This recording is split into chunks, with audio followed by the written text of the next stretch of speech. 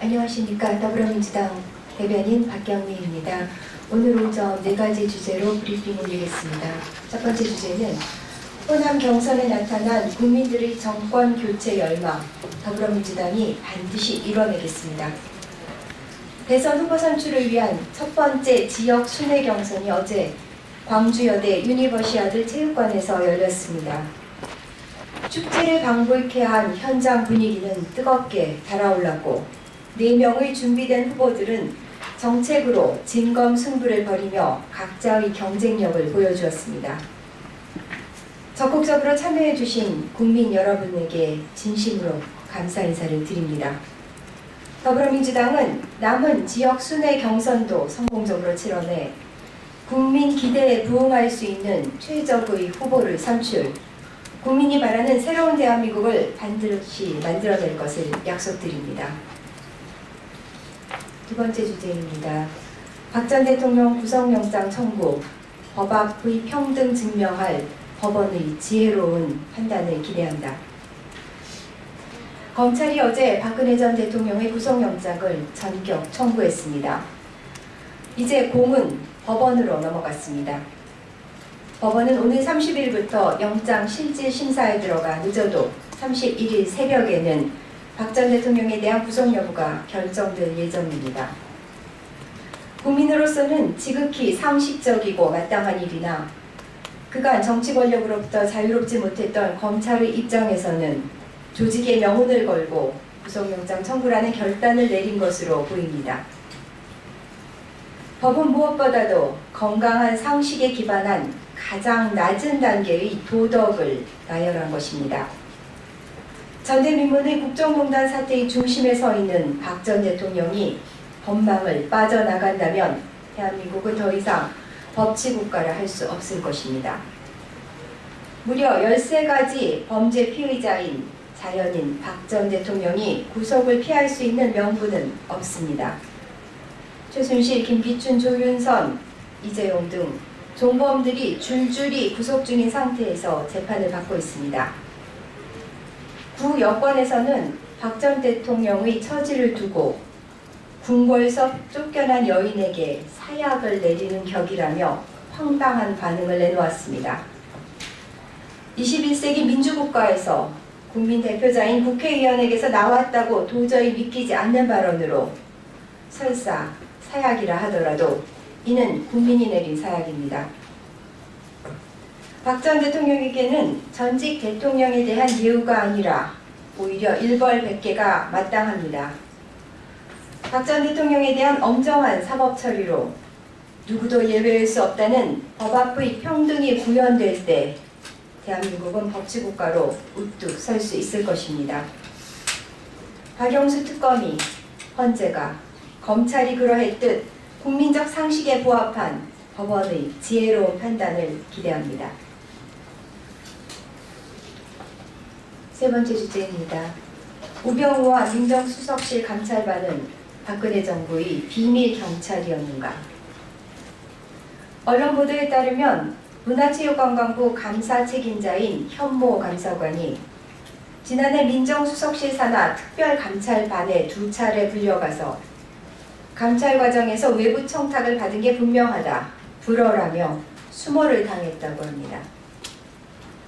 또 백모 전 문체부 감사 담당관은 서모 사무관 등 2명을 무조건 징계하라는 우병우 전 민정수석과 특감반의 지시를 따르지 않았다가 좌청과 감봉 등의 징계를 받았다고 합니다.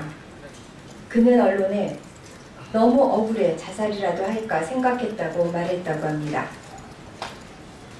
그의 후임자인 김모 전 감사 담당관은 특감반으로 불려가 가족들은 편하게 지내야 할 것 아니냐, 통장을 다 뒤지겠다는 협박을 들었다고 합니다.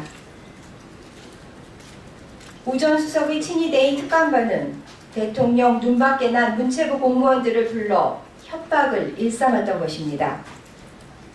우 전 수석과 민정수석실 감찰반이 박근혜 정부의 비밀 경찰을 자처한 것입니다. 이런 민정수석실의 행태를 제지하려고 특별감찰에 나섰던 이석수 특별감찰관은 결국 옷을 벗어야 했고 특별감찰관실은 해체됐습니다. 그러나 드러난 사실들은 빙산의 일각에 불과할 것입니다. 현재까지도 지지부진한 우 전 수석에 대한 검찰 수사 상황을 석연치 않게 생각하는 국민들이 많습니다. 우 전 수석이 검찰의 수사망을 피해간다면 검찰 안에 우병우의 친위대들이 있다는 방증일 것입니다.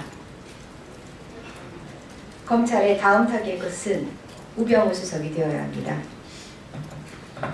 검찰의 다음 타겟은 우병우 전 수석이 되어야 할 것입니다. 자, 마지막 주제입니다.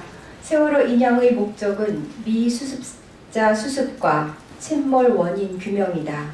투명하고 공개적인 방식의 세월호 인양을 촉구한다. 세월호 인양 작업이 순조롭게 진행되는 가운데 해수부가 세월호 유가족과 미수습자 가족들의 동의도 없이 선체에 무려 32개의 구멍을 추가로 뚫으려 한 사실이 밝혀졌습니다. 애당초 불필요한 논란을 피하기 위해 세월호 선체 구멍을 뚫지 않겠다던 해수부가 불과 하루 만에 말을 바꾼 것입니다. 해수부는 해수 배출을 위해 구멍을 뚫었다고 했지만 이 구멍을 통해 해수가 아닌 유성 혼합물이 쏟아져 나오자 긴급히 작업을 중단한 것으로 알려졌습니다. 이런 사실을 통보받은 세월호 유가족과 미수습자 가족은 혹여 구멍을 통해 미수습자의 흔적이나 유류품 등이 유실되지 않을까 안절부절하고 있습니다. 여기에 더해 오늘 아침 보도에 따르면 현재 세월호를 선적하고 있는 반잠수식 선박이 원래 해역보다 오히려 유속이 더 빠르고 위험한 현재의 해역으로 비밀리에 옮겨진 사실이 드러났습니다. 해수부는 조류 때문이라고 해명했지만 옮겨진 해역의 조류가 원래 해역보다 오히려 더 셌던 것으로 알려졌습니다.